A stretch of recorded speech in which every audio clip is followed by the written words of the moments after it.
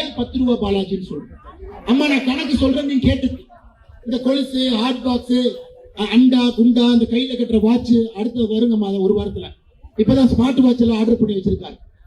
அம்மா நன்றாக புரிந்து கொள்ள வேண்டும். கடந்த 5 ஆண்டுகள்ல டாஸ்மார்க்கிலே வந்த வருமானம் 2021-22 36,000 கோடி.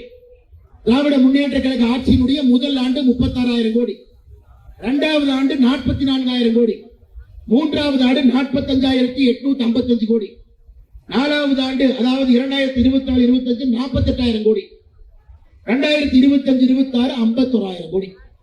அப்ப மொத்தமா 5 வருஷம் திமுகவில் டாஸ்மார்க் வருமானத்தை கூட்டினீங்கன்னா 2,24,371 கோடி. இது டாஸ்மார்க் வந்திருக்கக்கூடிய வருமானம். இந்தியாவில் எங்கேயுமே 2,24,000 கோடி நீங்க நினைச்சு கூட பார்க்க முடியாது. நேற்று ஒரு குடிமகனுக்கு நம்ம நண்பருக்கு போன் பண்ணானே, ஒரு குவார்டர் பாட்டில் எவ்வளவு நினைக்கிற சொல்லுங்க. நண்பர் சொன்னார், அண்ணே எந்த குவார்டர் பாட்டில் கேட்கறீங்க? இல்லனே ஒரு குவார்டர் பாட்டில் ரேட்டை சொல்லுங்க. அண்ணே 2 சரக்கு இருக்கு. வீரன் ஒரு சரக்கு இருக்கு, அது வந்து நம்ம கழிப்பட தண்ணி மாதிரி இருக்கும், அது ஒரு பாட்டில் அடைச்சு கொடுக்குறாங்க, அது 150 ரூபாய். இன்னொரு சரக்கு 220 ரூபாய். அம்மா அந்த 150 ரூபாய் கணக்கு போட்டீங்கன்னா 2,24,000 கோடி. 150 ரூபாய் ஒரு பாட்டில் கணக்கு போட்டீங்கன்னா 1,495 கோடி பாட்டில் வித்திருக்காங்க.